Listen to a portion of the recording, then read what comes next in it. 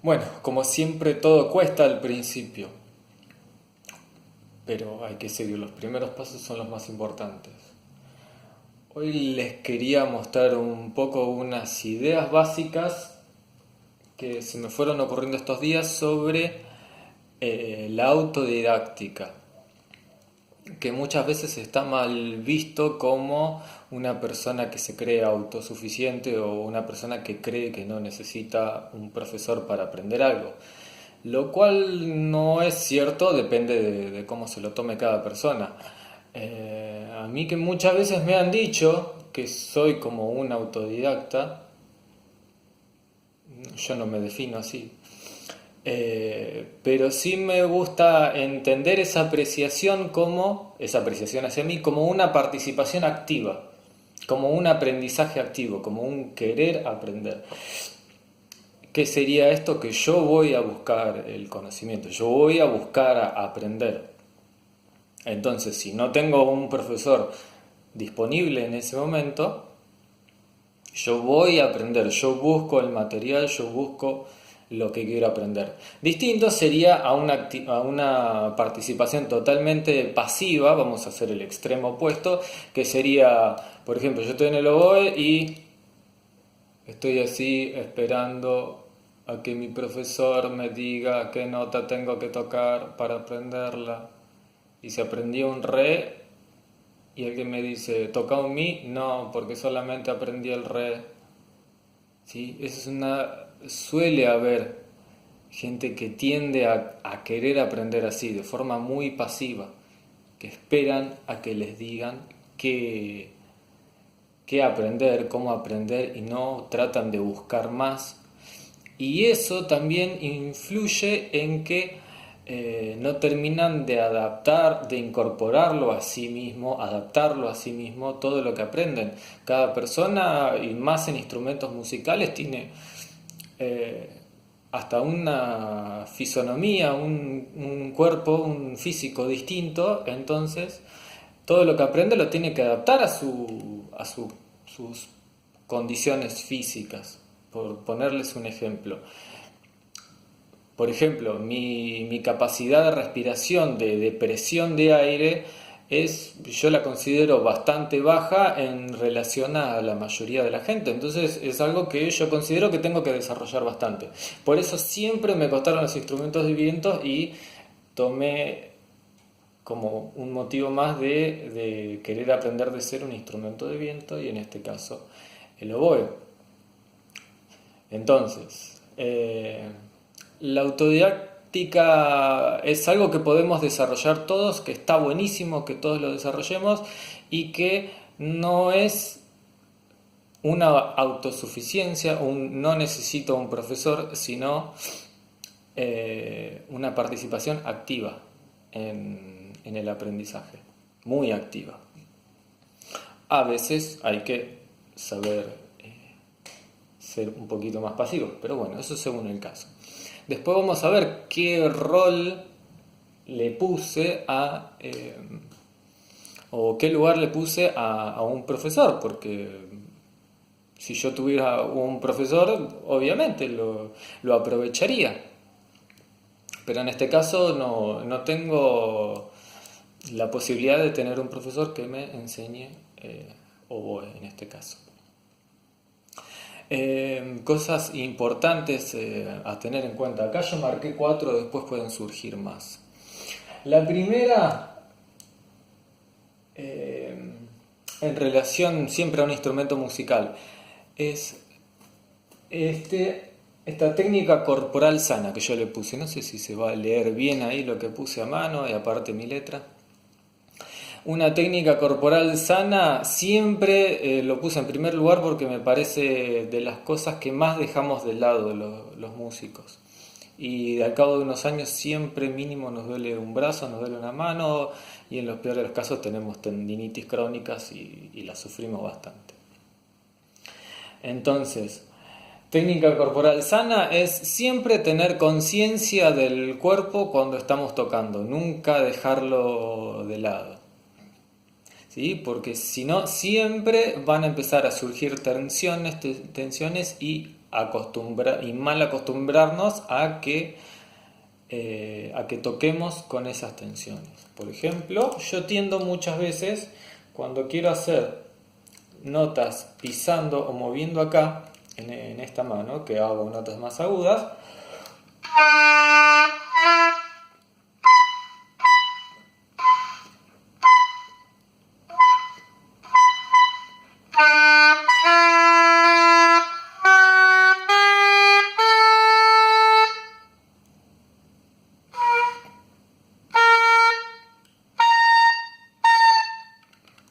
¿sí? Fíjense, este dedo, no, a mí me cuesta mucho llegar a poner este dedo en su lugar porque tiendo a apretar mucho esta mano, este dedo y esta mano sobre todo. Y no es necesario porque todo se apoya acá solamente, ¿sí? Lo demás tiene que estar relajado y preparado para soltar o apretar. Y fíjense que había una nota que no me salía y era porque inconscientemente yo estaba apretando esto que tira notas más agudas, por decirlo de alguna manera. Entonces, parte de eso es conciencia del cuerpo, conciencia de qué es lo que tiene que estar activo, qué tiene que estar bien relajado, cómo tiene que estar uno en todo momento.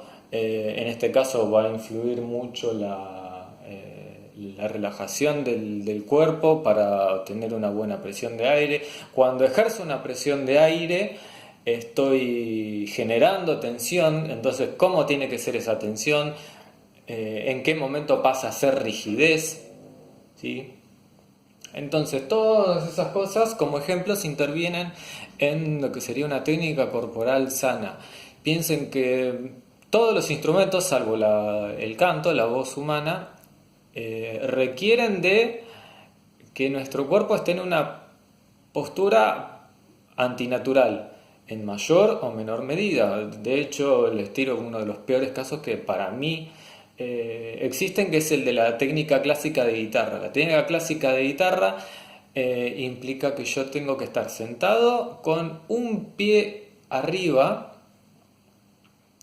que está puesto sobre un banquito y hace que deforme muchísimo la columna, y eso es totalmente perjudicial. Hoy en día hay una herramienta que es un soporte que se pone sobre la guitarra que compensa muchísimo eso, pero para mí la técnica clásica del banquito es de las peores que existen en relación a la salud del cuerpo. Después, conocer el instrumento, ¿sí? Y acá interviene algo crucial para la autodidáctica, que es una curiosidad incansable, ¿sí? Ser muy curioso sobre el instrumento y no estar así esperando que el profesor me diga qué hacer, ¿sí? Qué hacer, qué tocar, cómo tocar, ¿sí? Yo a mi profesor le llenaría la clase de preguntas. ¿Cómo funciona esto? ¿Cómo funciona esto? ¿Cómo funciona esto? ¿Por qué con una mano se toca así? ¿Por qué con una mano se toca acá? ¿Qué hace cada dedo? ¿Qué nombre tiene cada dedo? Todo esto en relación al oboe. Esto, la embocadura, ¿cómo es la embocadura? La caña, ¿por qué hay cañas que se arman de una manera u otra? ¿Cómo es el raspado de una caña? En este caso el oboe tiene mucho de conocimiento previo, ¿sí? Que no es solamente estar poniendo, sacando dedos. Mucho de la construcción del instrumento. Tienen que saber absolutamente todo sobre el instrumento, ¿sí? Tienen que conocerlo bien, de la manera que uno busca conocer a una persona para tener un trato. Con el instrumento igual. Yo busco conocer para entender bien el instrumento y saberlo dominar, ¿sí? El aprendizaje real del instrumento es saberlo dominar, no saber cómo se sacan todas las notas. Aprender un instrumento es muy fácil, lo más difícil es saber dominarlo. Entonces, curiosidad sobre todo el instrumento. Y en base a esto empezar a tomar decisiones. Después les voy a hablar un poquito más sobre eso. Material para usar, material de estudio, a esto me refiero, material de estudio que pueden ser métodos, pueden ser repertorios básicos, buscar en internet todo lo que se pueda encontrar y saber organizarlo. ¿Sí? No solamente buscar un método, buscar otro método, buscar otro método, sino tomar una cierta decisión sobre cómo orientar su estudio. Por ejemplo, el material no solamente puede ser escrito, pueden ser videos en este caso. Yo estoy aprendiendo mucho con un canal de YouTube de una chica que es bastante reciente, que da sobre oboe. No doy el nombre por si, por si quiebro alguna regla, alguna norma de YouTube. Inflijo alguna ley. Y ahí aprendí sobre la embocadura, sobre las primeras cuestiones para hacer sonar el instrumento. Después me di cuenta, leyendo, que existen dos tipos de embocadura, la tipo americana y la tipo europea. No me acuerdo si era europea o alemana, que la americana es así como cerrando toda la boca y la europea o alemana es así. Y como yo ya había aprendido la americana sin saberlo, dije, bueno, perfecto, ya sé eso, pero tomé la decisión de seguir por la americana porque ya me venía saliendo.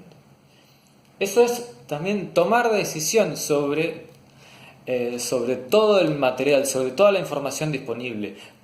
¿Cuál es coherente con otra? Seguir una determinada línea. Porque si no, el conocimiento termina siendo muy... Decía que eso era parte de la crítica que se le hace a la autodidáctica, el desorden del conocimiento. Y, y por último, por el poco tiempo que me queda, les voy a hablar de la referencia. Referencia puede ser también un video de YouTube, una persona, ver a una persona tocando, ver a una persona que sabe tocar en un concierto y observarlo todo el tiempo, a ver por qué hace determinado movimiento, qué hace antes de tocar, cómo se puede ver su empuje de aire, observarlo, ¿sí? Y también en la referencia, obviamente, está el profesor, ¿sí? El profesor es la referencia. Y acá vamos a hacer una distinción. Un video de YouTube puede ser un excelente profesor en cuanto a contenidos y a veces hasta mejor, hay que admitirlo. ¿Por qué? Porque una persona puede aprender de un video de YouTube o de cualquier otra red un determinado contenido y lo mira una vez, lo mira dos veces y la cantidad de veces que le sea necesario. Un profesor es la persona, ahí es un ser humano que muchas veces le preguntamos varias veces con razón, pero no siempre se puede tantas veces ni tenemos la misma disponibilidad todo el día, todos los días. Tenemos la disponibilidad de la clase, pero ¿qué es lo que tiene muy a su favor el profesor? Es que te puede escuchar a vos y ahí se transforma en algo mucho mejor que un simple profesor, que es un maestro. Que un maestro básicamente es un guía, ¿sí? Es una persona que puede saber adaptar o ayudarte a adaptar un conocimiento a vos, a la persona que está aprendiendo. Así que en ese sentido, como referencia es muy importante y hay que saber distinguirlo. Así que bueno, estas son cuestiones básicas que quería hablarlo en el vivo, que al final no se pudo hacer. Así que bueno, a seguir practicando. Les muestro un poco de cómo vengo avanzando desde hace 2 semanas. Todos los días un poco, todos los días un poquito.